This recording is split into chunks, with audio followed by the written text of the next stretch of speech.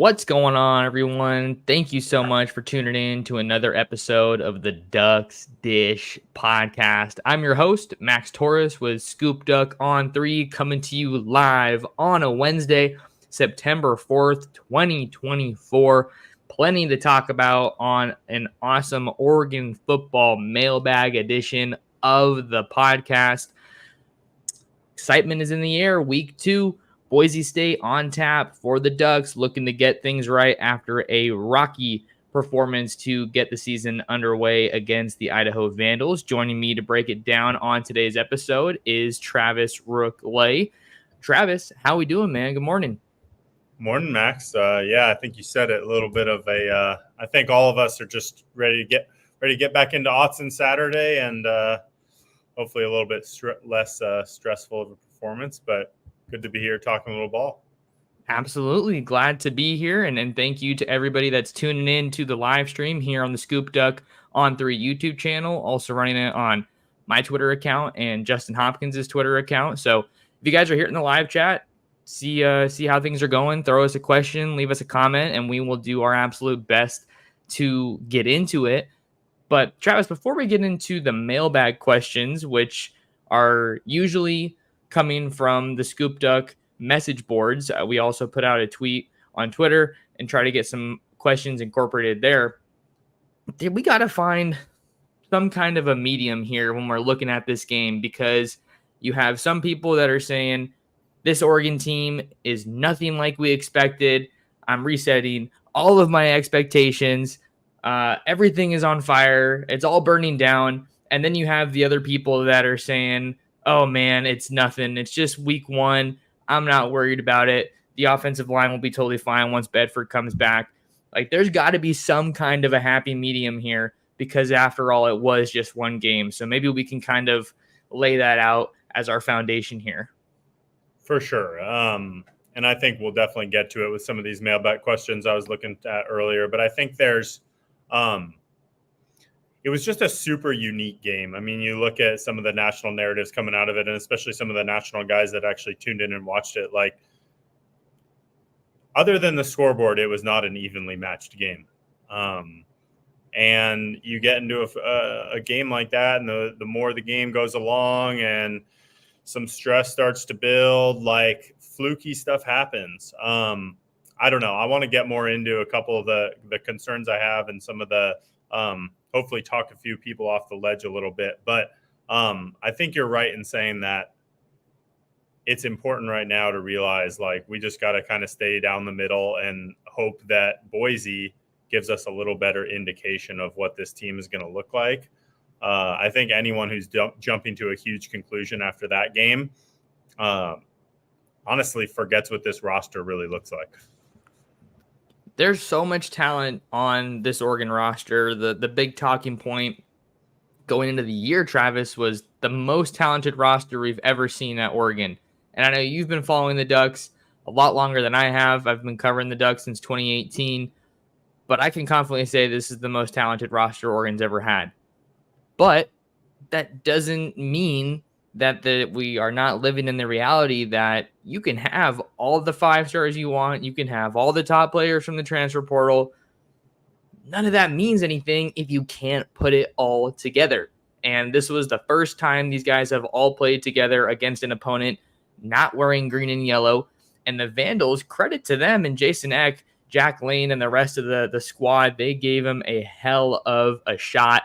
So we'll definitely be talking about the Idaho game, but we also want to make sure that we keep our eye on Boise State as we transition here a little bit later than I had planned, admittedly, because I was in Boise over the weekend. So things are just a little tough sometimes when you're on the road. But that's kind of our plan for today.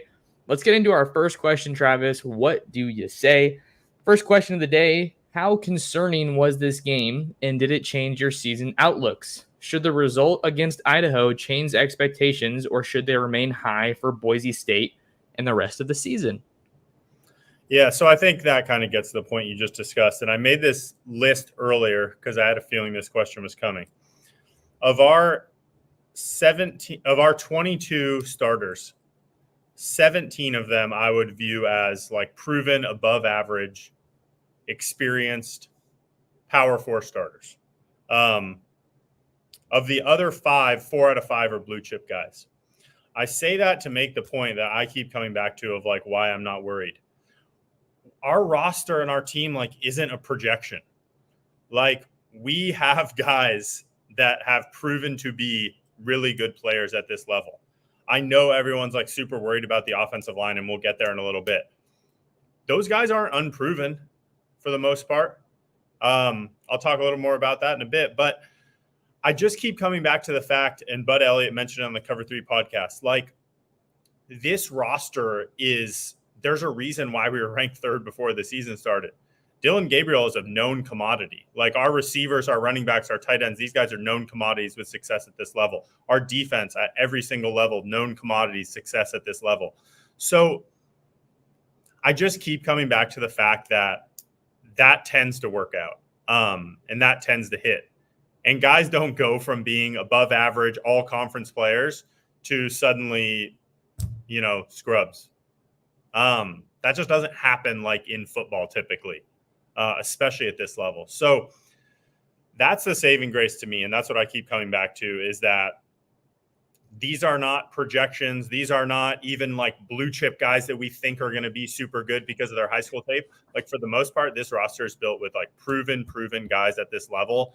And I just have a hard time believing that over the next 4 or 5 weeks against teams that we should handle, given that we're not going to figure things out. And I find myself thinking that way a little bit too here. The point that really resonates is that they didn't just forget how to play football, but if you're looking at the offensive line specifically here, Will Stein said it in the offseason or in fall camp. It's a developmental position. So it's not all going to come together in one game. So I think that that's an area where I tend to be given the benefit of the doubt to Alik Terry, because I think he's a great coach. And you look at what they did last year, you have 3 of those 5 guys back with Connerly, Cornelius, and Poncho and Harper. So I guess you could say 4, sorry. Can't forget about Marcus Harper. But I do find myself wondering how much Charlie Pickard's greenness, I guess, as a starter, you could say, is worth a mention here, because I was talking to somebody over the weekend and they made a really good point. Charlie Pickard and Dillon Gabriel is not the same thing as Jackson Powers Johnson and Bo Nix. And they had a lot more time to play together. And those are guys that played a lot of football. And I think that those guys' abilities to kind of just play really high level ball and know the intricacies and the ins and outs of how the other one functioned, I think that played a big role in maybe masking some of the deficiencies that they had. But they were just so good and so on the same page that maybe we didn't see that every week. So I'm not trying to knock on Charlie Pickard at all here. I think that he's got an awesome story, and I think that he'll look to try to bounce back this week. And then Dillon Gabriel as well. But this is Dillon Gabriel's 1 year at Oregon. Bo Nix had a whole season, if we're just putting them in the same shoes, a whole season before the Dillon Gabriel season that we're in now, basically to get on the same page and get into that rhythm and have that chemistry. So to answer the question, I think it was very concerning in the short term, but I'm finding myself dialing it back a little bit for the season outlooks. I think that the Boise State game will answer a lot of questions and give us a better sense of where this team is really at, because even though Idaho played Oregon really close, this is an increase in competition, a higher caliber team in the Boise State Broncos. They're always really well coached. They do more with less, and they're a team that's going to make Oregon pay for taking advantage of any those little things that they're maybe overlooking. So I think that the result against Idaho doesn't change my expectations too much, but it's definitely got me a little concerned. And I'm like, all right, did this team maybe read a little bit too much of their press clippings this offseason? Or was this, hey, we just kind of had to get out there in front of another opponent and hit somebody? For sure. And I mean, I think any Duck fan who says like 100%, I am exactly in the place I was a week ago, like, I think that's a little disingenuous. I think that's a good point about the center, QB, even offensive coordinator. I mentioned that. in my season preview that I wrote, like, as much as we want to believe all is going to be just a clean handover to hopefully, ideally down the line, Poncho, Gabriel, Stein, like, that's still new center, new QB, new offensive coordinator, like together, working together. So I think anytime you turn over and have new guys in those positions, like, there's at least a reason to be concerned on some level. I mean, we might as well just address the offensive line point now. We are talking about it a little bit. I know there's a bunch of questions there about it. I don't know. I just keep coming back to the fact that, you know, Connerly and Cornelius are NFL bookend tackles. That's probably going to be, fingers crossed, one of their, if not their worst performance this year. It was worse than any performance they had last year, so I don't know why I would expect them to regress to that level. I mean, Marcus Harper has started here for at least one full year and played more than that. And Poncho, like, I know he's a quote unquote new starter, but man, that guy played a lot of football last year and he was out there at guard for some of our biggest moments of the year. So I'm just inclined to think that 4 out of 5 basically returners, and you find your 5th best guy, hopefully in the next couple of weeks. I don't know. Call me biased, say wishful thinking, whatever it is. I'm just inclined to think that unit's going to figure it out. To your point, though, I mean, those who are sky is falling, that game came down to offensive line. I really don't think you can nitpick much else. I don't think you can nitpick a ton defensively. Gabriel, I thought, was conservative, but I don't know how much of that was scheme, play call, don't run, etc. I think we always see a little bit of that early on. So to me, like, my concerns start and end on the offensive line when it comes to Idaho. Having said that, moving forward, I'm just inclined to think they'll figure it out. Yeah, and that's the hard part about all of this, Travis, because if you find yourself leaning a little bit more on the optimistic side, I feel like people are like, oh man, this is just copium. All this is cope, this, that, and the third. I mean, our message boards were quite entertaining this weekend, but I think a lot of people are on that side of like, oh my God, sky is falling, this is horrible. But I tend to find myself thinking that they're going to be able to figure it out too, and that's the other point. It's a 1 game sample size, so you got to see what's going on. The last thing I want to mention here while we talk about the offensive line, got to give a quick shout out to my guy Jared Mack over at Duck Territory. He had a tweet from yesterday's practice. He said Alik Terry was wearing a shirt that said, quote, 2.9 yards per carry, Idaho. So that's kind of cool. I think just with the mindset that you're trying to instill along your offensive line, I think that I look at that and he is owning that it wasn't the performance that they wanted. It wasn't to the standard that they wanted. And I don't know, you think you see something like this, and I think a little bit about how people are talking about Oregon wanting to play for clicks and whatnot. So I guess you could, I don't know if those are necessarily related. I hope this point is coming across a little bit, Travis, but you're trying to turn the page and move on. And if you're making a shirt to commemorate a pretty poor showing, I think it shows me that the leader of that room, Alik Terry, knows that it wasn't the game they wanted it to be. It wasn't up to par, and they're owning it and trying to move forward. And I think that there's at least somewhat of a reason that you could believe that they're going to move forward, because Boise State, like, they let up 45 points to Georgia Southern, which is not Oregon. I think that I'm inclined to believe Oregon's offense is going to give Boise State a little bit more to handle than Georgia Southern. Yeah, I mean, I think that you mentioned a couple of those points.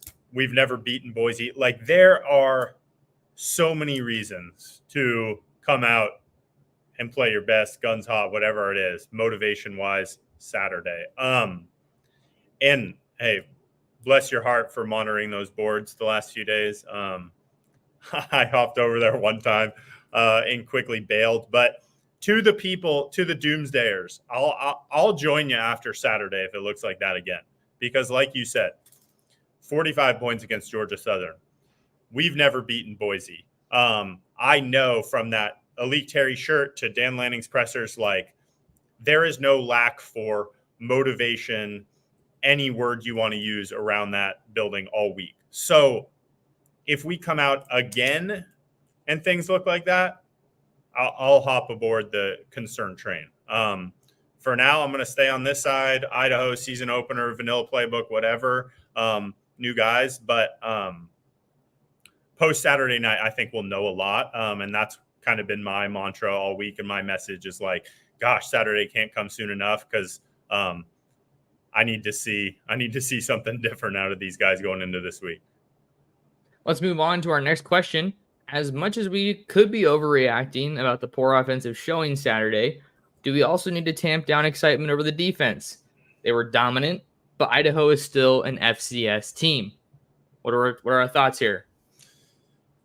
I mean, the part I agree with is they were dominant. I mean, if you think about Idaho's 2 scores, what was it? That mid third quarter score after they stuffed us on 4th and 1, they ran a trick play and scored.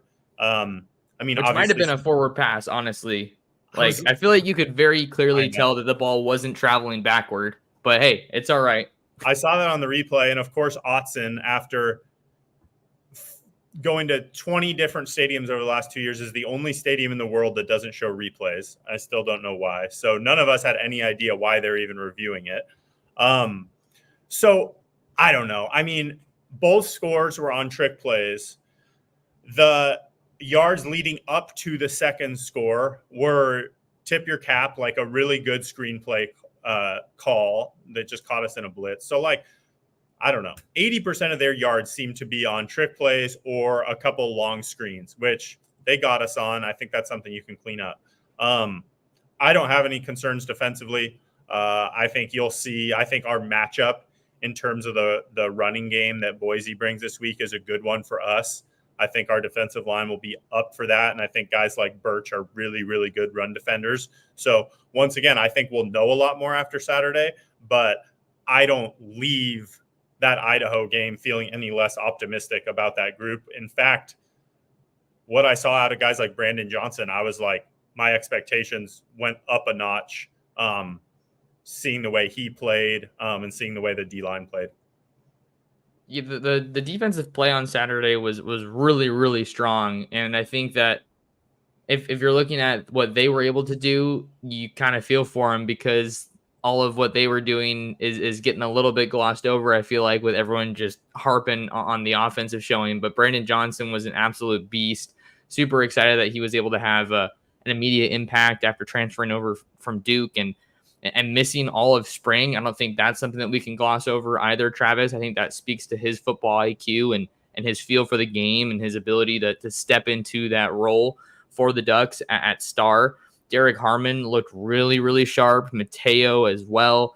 There are just so many really strong, encouraging performances that you definitely have to feel good about the defense. But it's funny because you don't really get talked about when you're doing your job and taking care of business. But if you drop the ball a little bit and things don't meet those expectations, then it's pretty clear that you're going to be discussed. And I think that's something that happened with the defense here in that opener against Idaho. Travis, want to take a little bit of a break here and switch it up and hop in on a new segment that I'm trying to include in the shows here.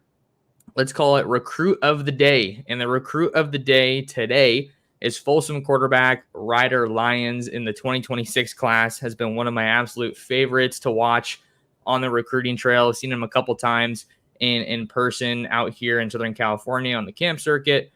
So the big development here, I put in a prediction yesterday for Ryder Lyons to commit to USC. And this is one I've been thinking about for a little bit now. Oregon has been linked to Lyons and really I think was one of his top schools, but the Ducks got Jonas Williams out of Illinois in the 2026 class. And I think that they kind of just prioritized him a bit more and their timelines both lined up a little bit better than Lyons did with the Ducks. But I don't know. It's not all over. He hasn't set a commitment date, but based on the chatter I'm hearing, it seems like one could be coming here in the fall. So Ryder Lyons, really, really solid prospect. The dude is just like an absolute video game. If you turn on his tape, has been a stud. this season. We'll see if he actually ends up being a 2026 guy, because there's been some talk of him taking a mission trip. His older brother, Walker Lyons, signed with USC coming out of high school in the 2023 class. But recruit of the day, Ryder Lyons, I think he ends up at SC. Yeah, and I think you said it best with just like the timelines. I think he was definitely one that I know the staff has a good relationship with, and there were times I thought he could be the 2026 guy, but I think timelines are tough with these QBs, and especially when you have a QB in his situation that's kind of the enrollment date might fluctuate a little bit, and it sounds like he hasn't maybe quite made a decision on that mission or not. That just makes it tough in this QB landscape now, where like you need to get your guy early and get him locked in, et cetera. So I think I know the staff and a lot of the people I trust are super excited about Jonas Williams, but yeah, to your point, I think Lyons is obviously going to be a good player, and as much as I don't like them, I think that's the point, obviously, that Lincoln Riley can sell pretty well with no objections from any of us, is, his ability to develop QBs and, have him in that Heisman discussion. Just to wrap up this discussion here on Ryder Lyons, our recruit of the day here on the Ducks Dish podcast, I wrote in my prediction that I'm still not totally sold on Lincoln Riley being the guy who's going to bring USC back to relevance and kind of right the ship. But we do know that he's always going to get really good quarterbacks. It seems like Juju Lewis is trending towards sticking with his commitment, especially with Deuce Knight trending towards the Auburn Tigers. I put my prediction in for Deuce Knight to land at Auburn, but I think that you just know that Lincoln Riley is going to have that quarterback position handled. So I wanted to zoom out just a little bit because I always want to keep that recruiting focus in there. And Lyons has been one of my absolute favorites to cover out here in California. Before we get back to the mailbag, I want to take a quick second to thank one of our sponsors, and that is Ranchito Grill in Springfield. Not sure what your dinner plans are tonight, but head on over to Ranchito Grill, 1537 Mohawk Boulevard. You got to try their homemade tortillas. They got great food, a great environment, and they will take care of you. Say what's up to my guy Ruben and let him know that Max Torres sent you. Here on a Wednesday morning with my guy Travis, Rooke-Ley, Oregon football mailbag. Like, comment, and subscribe if you haven't already. Glad you're here. Grateful to have you along. Another question, Travis.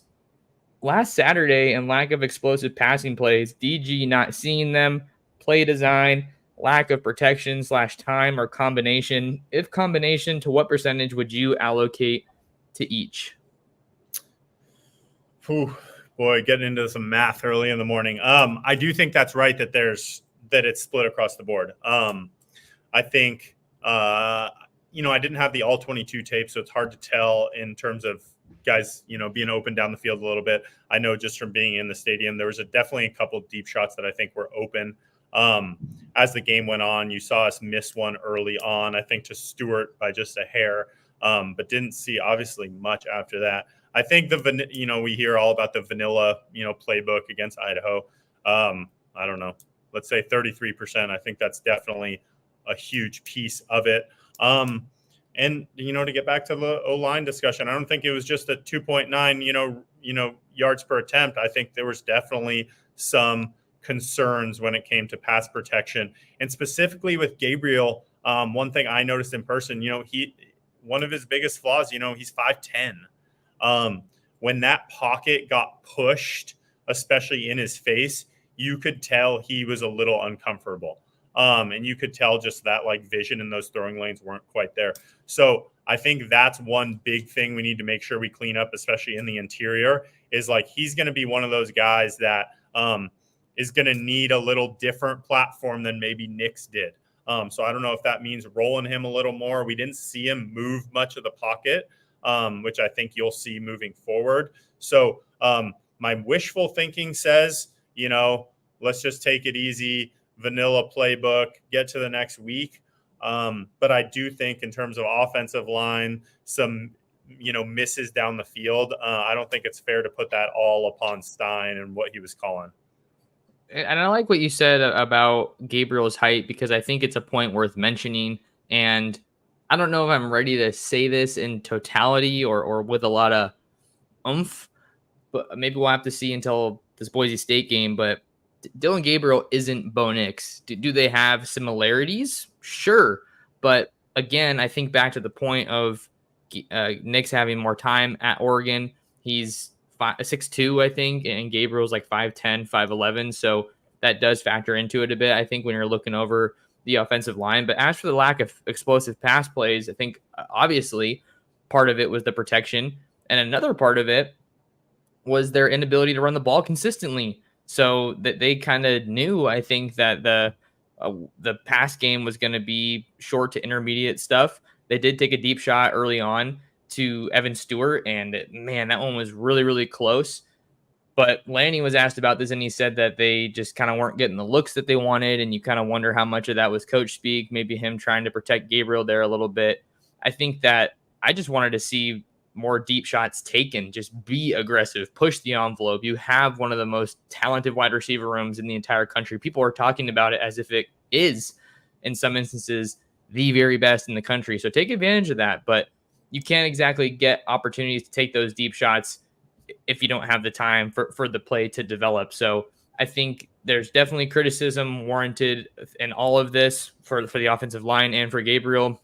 I still can't believe he threw the ball 49 times, Travis. That is just like a bananas stat in my head, because I don't think Oregon wants him to have to throw the ball that much if they could have it their way. So we'll see if the offensive line can give him a little bit more time. And I also do kind of wonder how much do they maybe want to keep in behind closed doors, if you will, because I'm sure the staff was like, we shouldn't need anything too crazy to win this game. But then here's the fourth quarter and you're like, okay, hey, I'd like to win this game. We actually might lose. Yeah, I mean, boy, it was literally 4th and 7, thinking we might give them the ball back. Yeah, I mean, just to tie a bow on that, I think that, the encouraging part was a lot of the down the field stuff that we did have was, to our tight ends, which I think is a super unique part of our offense that we can explore. I mean, there were times where we had Sadiq, Ferguson, Herbert out there, and split them out, and we're running stuff out of that. And just the versatility those guys provide in the receiving game is huge. They got to block a little bit better, but